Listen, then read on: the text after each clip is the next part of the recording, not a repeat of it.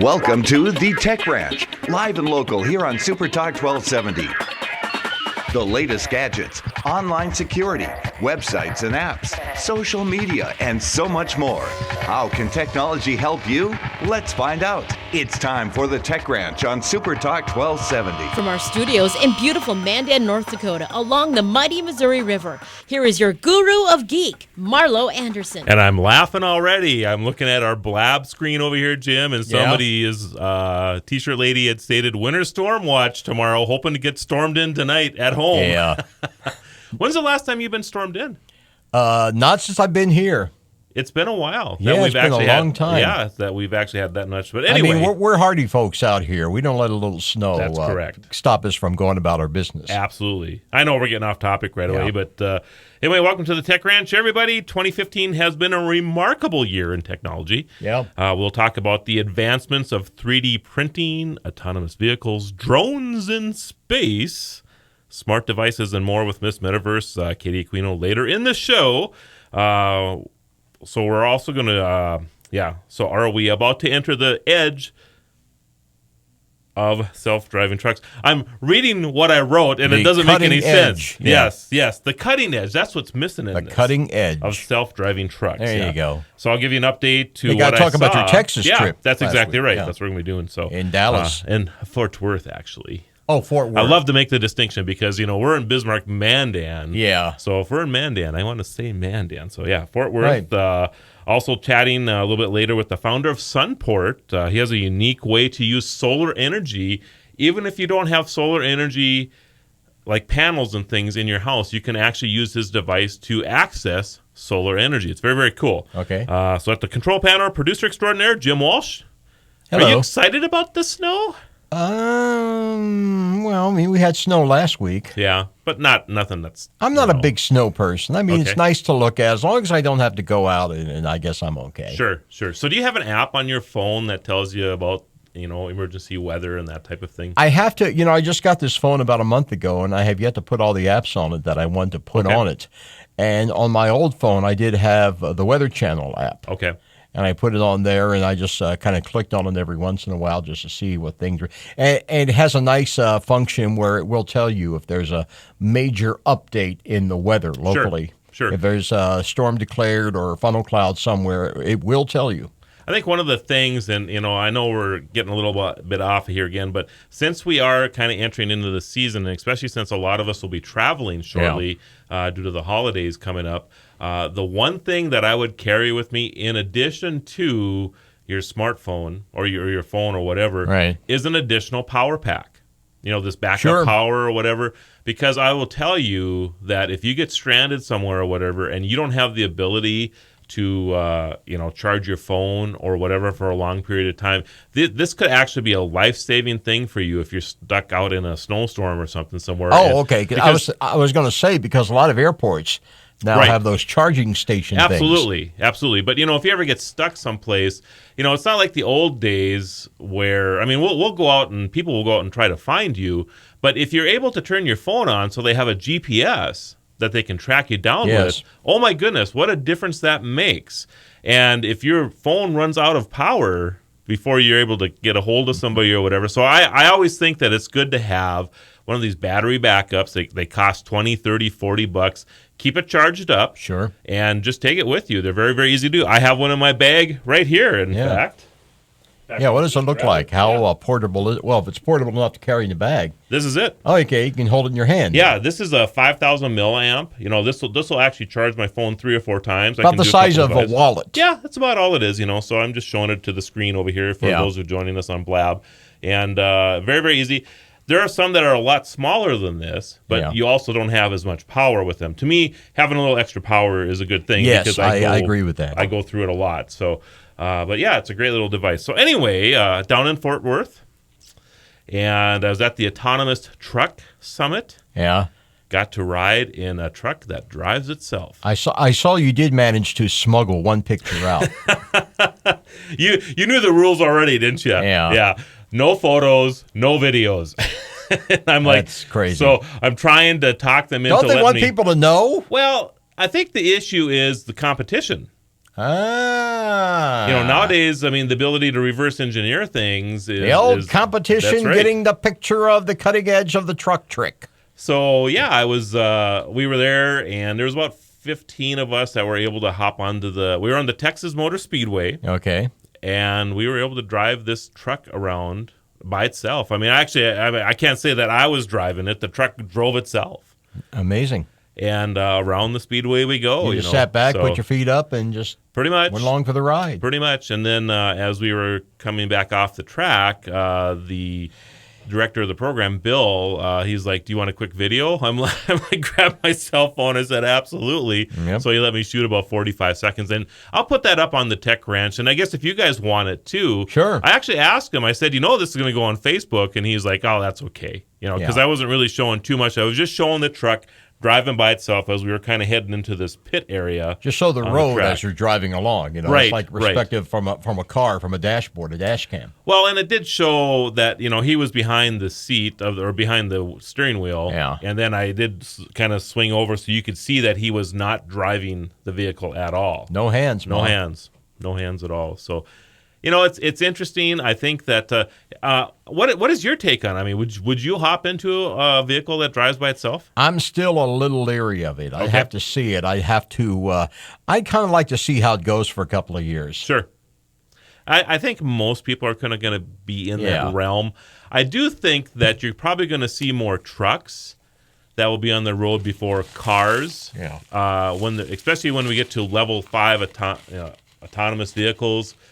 And level 5 would be where there's absolutely nobody in the vehicle. I was going to say, for the time being, I would assume they would at least have somebody in there to take the wheel if there's a problem. That's correct. I would hope. Yeah, and basically, and you're going to start seeing this in cars and things. I mean, the lane changing, the lane keeping, that's probably the biggest thing you're going to start seeing in cars right now. And these are technologies that will be in your vehicle that will allow you to stay in your lane, or it'll simulate like a rumble strip. Mm-hmm. So if you start getting to the middle of the road or drifting off to the side, your chair starts to vibrate like you were hitting a rumble strip along the side of the vehicle. Yeah. So these are the things that are going to start being introduced to our vehicles, in the very near future. So anyway, I know we're at that break time. It's break time. All right, after the break, everybody, we will be joined with Paul Droge. He's the founder of Sunport, and you'll want to hang on to listen to him because he's got a great way that you can start using solar energy. So come on back. Right now, 21. Mary Lou Henner. Weekdays on Super Talk 1270. Follow the Guru of Geek at Facebook.com/The Tech Ranch or Twitter at Guru of Geek or TheTechRanch.com. Here again is your Guru of Geek, Marlo Anderson. And we want to thank all of our listeners across the country and around the world who follow us on the Blueberry Network, on the Tech Podcast Network. If it's Tech, it's here. We're also on the Roku, Tuned In, iTunes. Thank you. And, of course, our own app, Radio Pup. Thank you very much. All kinds of places. Thank you, Tech Geezer, for waking up. Haven't heard from the Geese in a while. It's been a while. He just lays in the corner and sleeps. Yeah, he Rip Van Winkle thing. So it's great that he shows up, though. Yeah. I absolutely love that he's here. So, of course, the FAA has just I think just in the last news cycle there, talked about the new regs about drones. Rules and regs. For the drones. The drones. So you will have, let's see, I think you have until February now to register your drone. Okay. So let's see, February 19th, 2016. So you only have about 2 months to do this if you got a drone now. Now, do you need to register before you buy it, or can you buy it and be reasonably assured that you can get the license and everything? I believe that you can purchase it because most people are going to get these for Christmas gifts. Because I'd hate to buy one and then find out I can't get it registered. Right. Yeah. You'll be able to register it. And then, and right now it's free. Yeah. But the ruling is that I think within a short period of time, it'll go to $5 for registration. Which is no big deal. Right? Now, we talked about this not too long ago, that there are lots of websites that have sprung up saying, hey, we'll take care of the registration for you. Sign up with us for $25 or $50 or whatever, and we'll take care of it for you. All scams, everybody. Yeah. So I will actually post the real place that you'll go to register your drone. And I'll get that to you too, Jim, if you want to put Please that do. up Yes. on the site, because there's a lot of people, of course, in our area that follow the show that probably would like the legitimate site that you go to register your drone. And with as many people getting drones for Christmas this year, upwards of 1 million drones have been sold that will be put underneath trees or the Christmas tree this year for gifts. So I expect that we'll have lots of people wanting to register their drones. Yeah. Now, it might be a good idea if you're getting it as a gift, like for a child or something, to go ahead and get it registered so Christmas Day it'll be ready to go. That's not a bad idea, is Yeah. it? You could actually do that. It'd be like the old days when you buy a toy but forget to get the batteries, Right. and everything would be closed, and they had to wait the next day to get the battery. I'm not even sure if the website is live yet. We just got this. Just 15 minutes ago, this feed came across. So saying that the FAA will have a site that you can go to register. I'm not. They're going to be closed Christmas Day. Yeah, probably. And if it's like our health care website and the debacle that was when it first started. I'm not saying it's probably pretty good now. I haven't been on there for a while. Actually, the president just gave everybody in the federal government half a day off for Christmas Eve. No Really? joke. Yeah. Wow. He said, everybody, federal government, you can go home at 12 o'clock on Christmas Eve. Is that generally how it is? Or? That's generally how it is. Okay. Yeah. I appreciate That's that. my terrible impersonation of the president. Well, you do a pretty good job, actually. Well, thank you. Thank you very much. So that's Obama and Elvis together there? He's a very, very, very bookish fellow, that president guy. That's funny stuff. I Oh, gotta no, tell that was ya. more like this. I don't like anything really. So anyway, but just make sure that, and now, and this is the thing that really is interesting to me is about the registration of drones. The people who have drones now, or the people who are getting them now, I mean, is there any incentive to a person to actually go register your drone? Well, just the idea that if you get caught, if you get in trouble with it, then you'll really be in trouble with the government. I don't even know what the fine is if you actually are caught with a drone that's not registered. I mean, I don't think it's a... It'd be like if you get into an accident and your car's not registered, well, on top of the accident, now you got to deal with the fact that you broke the law. Right. Now, I get that, and Right. and I would say almost everybody complies with that. You Well, I almost have certainly to. do. Yeah, It's those people who don't, they're the problem. that's correct. But I think on the drone side, I mean, you have probably a few million of them in the country already, and there's going to be another million of them out there for Christmas, and none of these have been registered Right. yet. I think we have our call. Paul? Oh, Are you there, sir? I am here. Paul, how you doing? I'm doing okay. I apologize for the delay there. Nah, you're fine. You're on the air, by the time way. zone messed me up. Yeah, don't say anything, too... Don't say anything yeah. too dirty. Yeah. There you go. You're on the air. You're actually on the air. So we really appreciate you calling in, Paul. We were just talking about the FAA and the new regs on drones that they're going to be putting out here, but we'll move right over to solar power. So tell us a little bit, Paul, about what you have going on. Well, we've created a device that lets anybody use solar energy without having to own panels, and so what it does is it actually it's a plug-in device we call Sunport, and whatever you plug into it, it measures the power you take out of the grid, and then it matches it to new solar that's being fed into the grid elsewhere.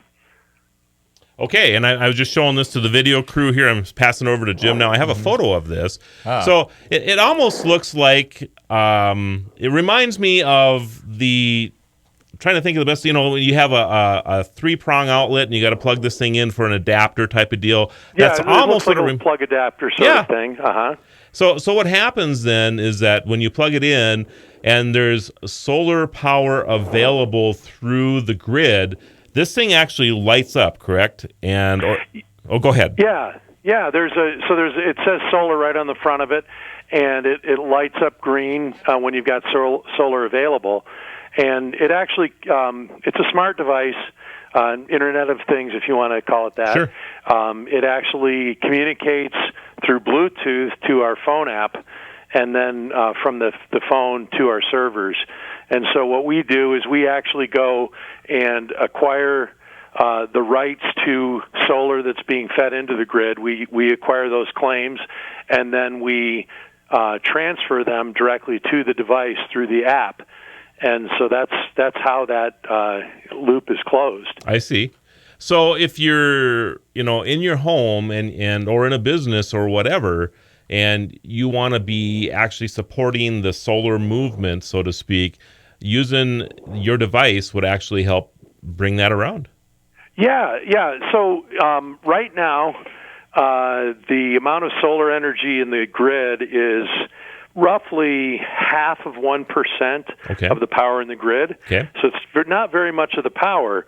And what we observed is that lots of people say they love solar energy, but very few people have done anything about it. Less than 1% of Americans have solar on their roof. Sure. And there's lots of reasons. It's expensive, it's complex, you got to own the roof, you got to plan on staying where you live, and all these other things.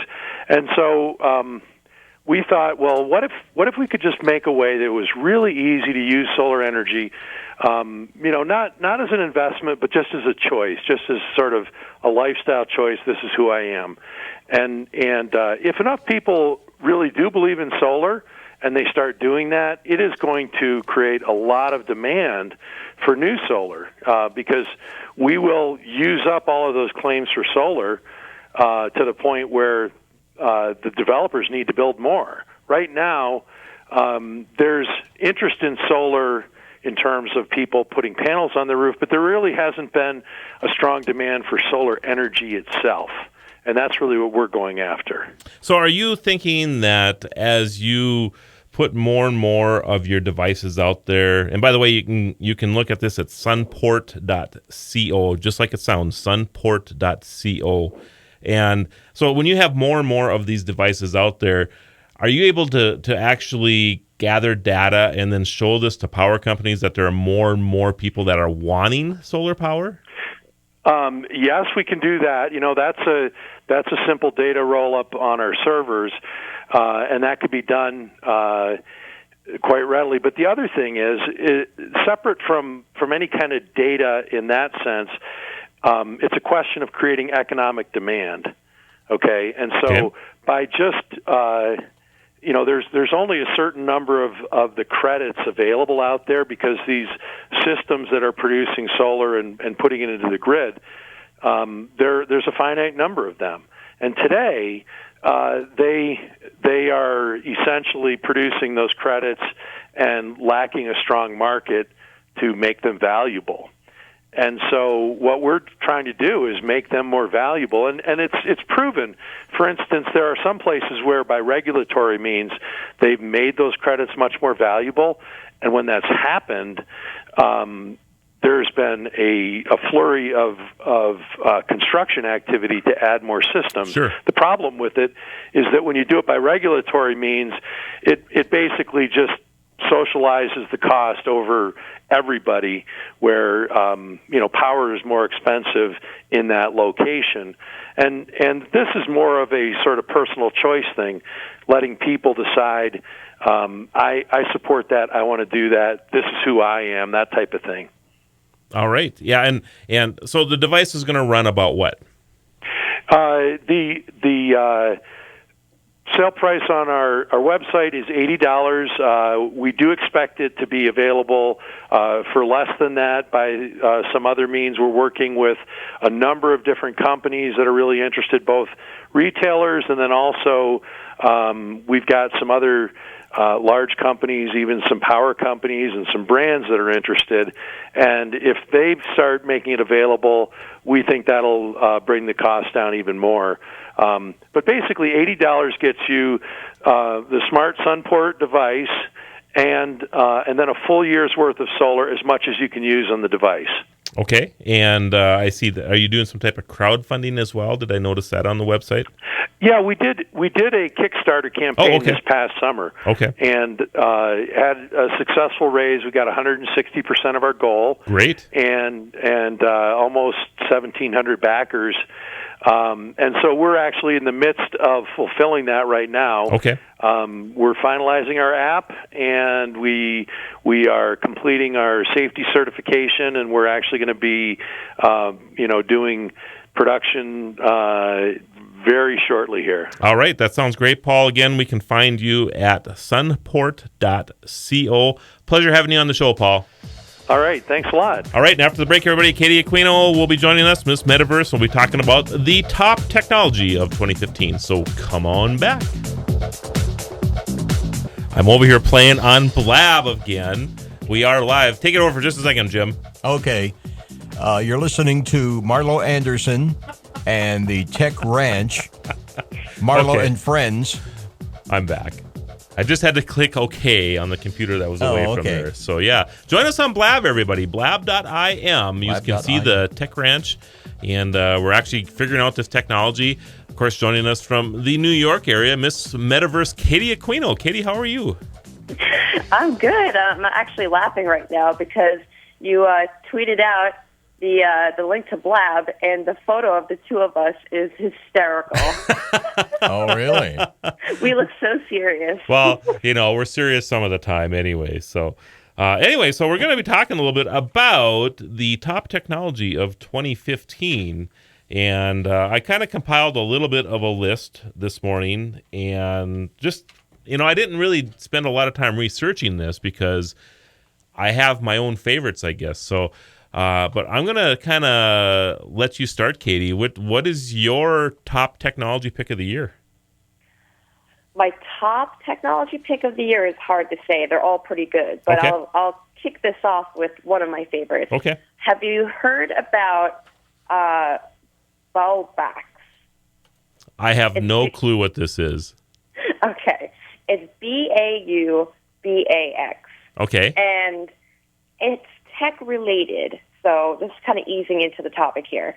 But Blab is the most funded clothing project in crowdfunding history, with $9.9 million raised as of September 21st. And what it is, it's a techie travel jacket, and it comes with 15 features such as a built-in neck pillow, an eye mask, earphone holders, a drink pocket, gloves, and tech pockets for everything from an iPad to your iPhone. All of it has its own little compartments. And you can get it as a hoodie or sweatshirt, a fleece-lined bomber, a wrinkle-free blazer, and with a removable hoodie and a windbreaker. And you can order them on Kickstarter for $149. This sounds like the Marty McFly jacket. It totally does. I've heard of another guy who has the Scott E vest. Okay. Super popular. But I have to say, this is probably one of the coolest hoodies for a techie I've seen yet. So are you kind of weighing in saying that one of the top technologies of 2015 is the development of wearables? I am. I think that it's probably one of the most functional things I've seen because we're always on the go and we have so much technology on us. It's like, how are we supposed to incorporate it on ourselves? So I think that something that helps ease that pain that comes with all of our wearables and technology is pretty cool. I put it in the category. Why not? So do you throw into there like Fitbit and like this Bluetooth thing I got wrapped around my neck now and all of that stuff? Is that part of the wearable craze? Fitbit is, Jawbone. There's so many things out there now that people are using as far as, your lifestyle. If you like to be more mindful of your body, there's a lot of things out there to help you with your posture, and there's so many wearables out now. I just saw a new one for women called Leaf, and it monitors your blood pressure and everything, and your heartbeat, and it's a little bracelet that looks like a leaf. It's really cool. I like it. Interesting. I didn't have wearables on my list, but I'm changing. Makes perfect sense. It does, because 2015 certainly was the breakout year for wearables. I mean, everywhere you look. I mean, even I'd say that a lot of wearables, from the Garmin one to Fitbit and all these things, they're dominating the advertising cycles right now. Yeah. I mean, when you watch any television show or whatever, these things are nonstop. So I'm going to weigh in with you too. I think that wearables this year was the breakout year for wearables. There's no doubt about it. So Definitely. Cool. Well, on my list, we would be remiss to not talk about 3D printing. And I know that we've talked about this a lot, but I just feel like 2015 took 3D printing to a whole nother level. We were at Maker Faire in Charlotte, North Carolina here a couple months ago. Right. And 3D printers dominated Maker Faire there. And I'm sure you've had the same experience, Katie, when you go to Maker Faire. Absolutely. I went to the 2015 Maker Faire at the New York Hall of Science in New York, and wow, it was all 3D printers, the whole thing. I'd say a good 90%. Sure. And you think about what they're capable of. There was a car, a sports car. I forget the model that I was looking at now. I have some pictures of it, but it was beautiful. The car was printed in 24 hours. Yeah. 24 hours. By the way, on one of the recent installments of that new Jay Leno car show, they had Jay riding around in a car that was made out of a 3D printer. It's just a little kind of like, it looked like a coupe, one of those things out of the Jetsons. Sure. And it was very small, but it did work. And he actually. So have you been watching that show a little bit, Jim? Just a little tiny bit. That caught my eye the day it was on, precisely because of the things we've talked about. Sure. So I checked it out. It was like a little 5-minute segment, 5 minutes tops. But so they're getting there. They are printing these things, and they are testing them, and they do move. And you think about car parts. You think about the possibilities of printing homes. Yeah. You're going to start seeing more and more of that. But where I really get excited about 3D printers is in the health industry. The ability to print a joint that you're going to have replaced that will fit you exactly. And surgical tools. Yes, absolutely. And then on top of it, and you think about the surgical tool thing for a second. You're in a third world environment. Right. And you're a surgeon. And you have limited capability to take things. Let's say there was a disaster someplace and you're there, right?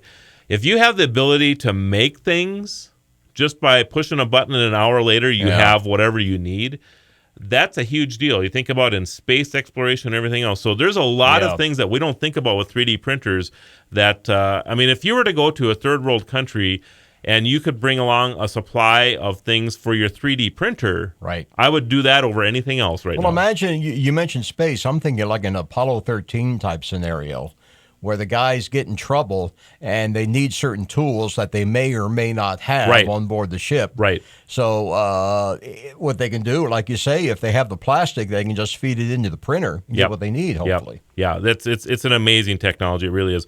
But moving on from that, in the health industry, there was a thing that just came out a couple days ago using organic matter. They're able to make blood vessels. Whoa. And these are working blood vessels. These are things that when you put them into your body, if you need to have a replacement, maybe it's a heart valve or something like this, within a couple days, bypass, the vessel that you put in supposedly your body will adapt to it and actually start using it just like it was a regular blood vessel and whatever organic changes that have to go on in your body to make that work. And that's the key thing is how well the body adapts to it, because the body could reject it. Absolutely. And in which case you're no better off than you were. That's correct. So that to me is absolutely amazing. Katie, any other thoughts on 3D printing? Well, I agree with you, Marlo. I think that the whole biotech industry is just evolving exponentially, and we're going to be seeing so much more in the very near future. I mean, one of the biggest tech breakthroughs, in my opinion, is how Liz Parrish, the CEO of BioViva, began taking the first ever longevity anti-aging therapies. So she may be reversing her aging, and that started this year. That's a huge step. So she's actually ingesting something that's doing this? Yes. So she started receiving, her company BioViva is very much, it's a biotech company. What they're doing is they're researching different types of therapies that can help reverse the aging process, because aging is the number one killer in industrialized countries. Sure. And because of all the negative effects like Alzheimer's and dementia, Liz has begun taking these two different therapies. One of them is to reverse aging through the telomerase induction, and the other one is a one that helps with Alzheimer's or prevents Alzheimer's. So that's really exciting. I can't wait to see what happens. They're calling her Patient Zero. Interesting. And has she released the type of things that she's taken yet, or is this kind of a secret as of right now? Well, no, she has actually been very public with her research and what she is taking. She did a Reddit AMA that was very popular. A lot of people really, really were active with that discussion. And luckily, I had the chance to interview her on my web series, which is Awesome Future TV. And you can check it out on youtube.com/user/AwesomeFutureTV. And she tells more about it there. Unbelievable. So I don't know. If I could have the brain of the age that I'm at right now and revert back to about 18, Jim, I'd be okay with that. If I could have all my hair back. Is there a hair thing in there, Katie? I don't know. We better get on that, though. Yeah, I think so. All right, everybody, after the break, we will continue our discussion with Miss Metaverse, Katie Aquino, and talking about our top picks of 2015 as far as technology goes. So come on back. With the best bumper music in the industry. Absolutely. Love our bumper music. So anyway, joining us, Miss Metaverse, Katie Aquino, and we're talking about our top picks of 2015 for technology. By the way, may I insert something? Yeah, absolutely. The other night, I was trying to, I was looking at Facebook, and there was a link to a site, a link to a thing I wanted to look at. It was some clip from supposedly the Fox network where Carly, what's her name, was being interviewed. Okay. And I went to click it, and I got this warning about a battery virus. A battery virus. And it was telling me that Google had detected a battery virus in my and this was on my pad, mind you. So I'm thinking this ain't right. So I did not click on it. I did not, okay Good it. man. I just basically rebooted. I turned it off and turned it back on again, and it wasn't there anymore. Yep. I was wondering what you guys knew about that. Well, you did exactly what you should do. I mean, a lot of these pop-ups, a lot of times when you get these viruses, you shouldn't click on anything. Even the X means yes. Oh. The whole graphic is one big yes button. So if you get a pop-up that you think is suspicious and you don't know how to get away from it without clicking in it, turn it off. Turn it off. Just power down your machine. You're much better off because if you click on it and you invite that virus in, any virus protection in the world won't stop it because now you've actually invited it in. Gotcha. So that's what they do. So you did the exact right thing, Jim. Very good. Thank you. I'm impressed. Once I did the right thing. You do the right thing all the time, man. So, all right, Katie, your next pick as far as top technology of 2015. I see her. I see her, but she's not hearing us. I don't think she hears us. Katie, are you hearing us? I hear her typing, though. Okay, she's typing away, typing her little heart out. Yes, she is. It's great to. She's looking at us now. She's giving us a dirty look, like what are those guys? What are those guys up to now? Hello, hey.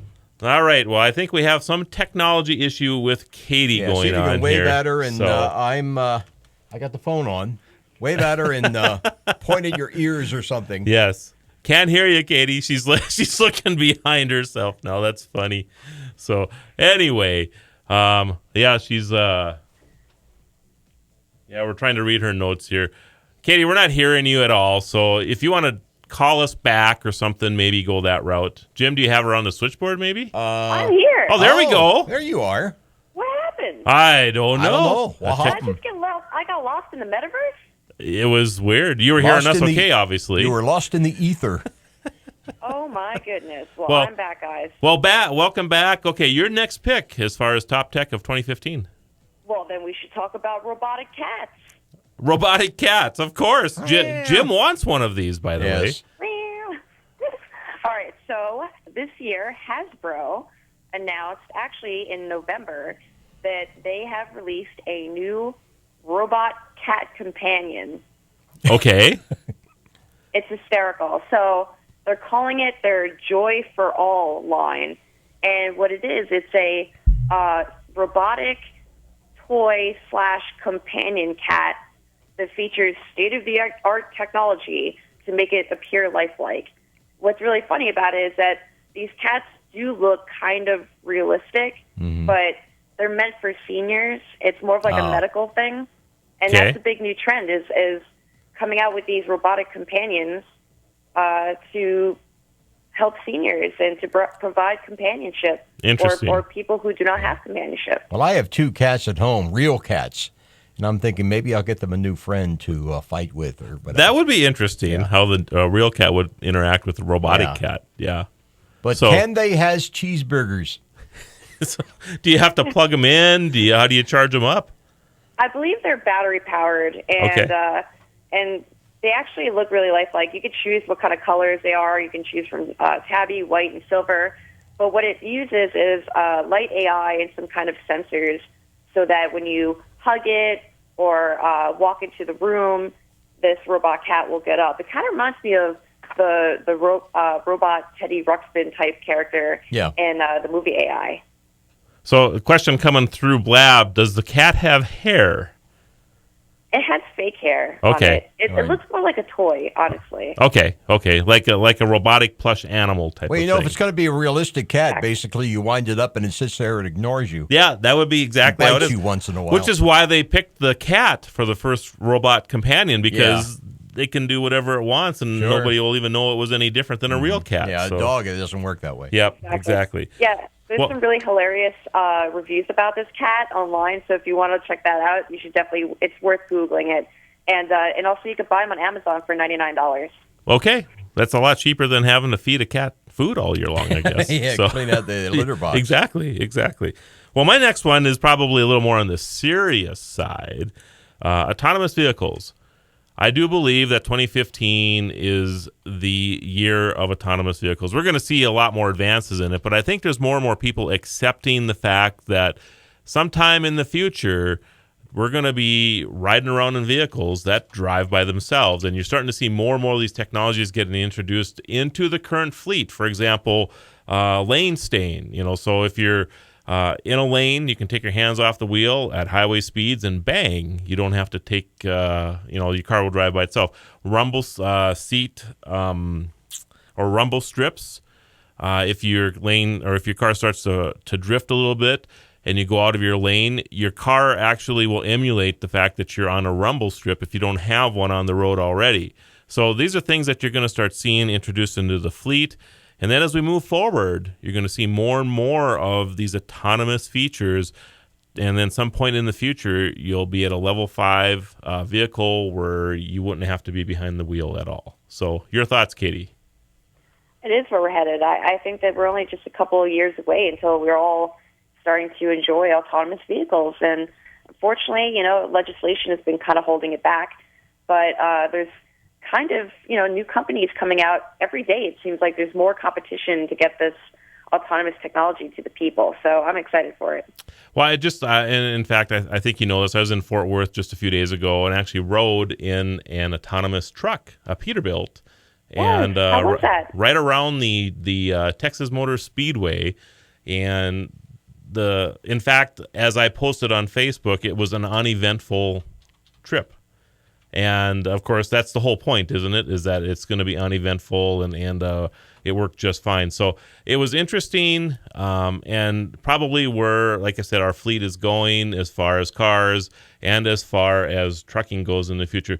I don't know if we'll ever get to a point where we're totally autonomous, because there's just too many variables, especially in cities and things. But in our foreseeable future, but I certainly see highway driving as one of those areas where it will be introduced. And it's certainly life-saving technology. I mean, the sensors that are on our cars now will start saving our lives because they're able to detect deer a half a mile out. They're able to talk to the car in front of you if it's had an accident or whatever. If it's foggy like it was here this morning, your car can see through the fog even though you can't. And these are things that I think are very, very important to note. So even if you don't like the fact that maybe a computer is going to drive your car, the fact that you're going to have these features built into your car is a huge deal. So, absolutely. All right. Next on your list, Katie. Okay, well, that actually helps me segue into my next discussion here. And that is a new company called Faraday Future. Have you heard about this? Not familiar with it at all. oh my goodness, this is incredible. So there is actually, this is not sci-fi, this isn't a joke, there's a real company that's competing with Tesla, and they're calling themselves Faraday Future. Okay. And so what they're doing is they just came out, they're just starting to get popular, the media is just starting to cover them, and they're racing to launch their first fully electric vehicles by 2017. But they're a brand new company. They're coming out with their own technology. And I think this is going to be the beginning of something big. And they also just announced that they started building their first billion-dollar factory in Nevada. Oh, my goodness. We're at in Nevada. I'm not exactly sure. Spell the name of the company again. North Las Vegas. That's where they're going to build it. So Faraday, Faraday. It's Faraday. As in Michael Faraday, the science guy. Yes, or I keep on thinking Daniel Faraday because of Lost. Ah. Gotcha. I will be checking those people out in a couple weeks since we're going to be down there anyway. So fantastic. And I also think that, I know we're coming up on the end of the hour here now, but the other thing that I think has been a big thing in 2015 is the introduction of our ability to broadcast from anywhere at any time, including what we're on right now. But right. I'm really going after the Meerkat and the Periscope trend, because it's not just Twitter anymore that you can broadcast news events and things from. You can use your device to grab news, just like what happened in Paris and what happened in California with the terrorist activity or whatever. People grab these news bits. And what's your take on that real quick, Katie? You're 100% right, Marla. I actually agree with you completely. This is the year of live streaming, and this is the year of us really starting to explore being in real time and being really in places around the world in real time. And I think that's exactly what we experienced with the tragedies in Paris and all over the world, being able to tune in through Periscope, Meerkat, any of these, and actually live in that moment. And I think that now that virtual reality is going to be coming out in 2016, my prediction is that 2016 is all about VR and also merging VR with our reality. It's going to be insane. Sounds great, Katie. Jim, pleasure as always. Katie, Likewise. Thanks for joining us, and we'll see everybody again next week.